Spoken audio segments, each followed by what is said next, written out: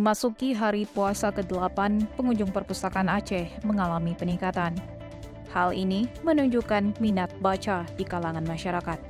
Faktor tersedianya sarana dan prasarana yang ada di perpustakaan Aceh juga menjadi daya tarik pengunjung.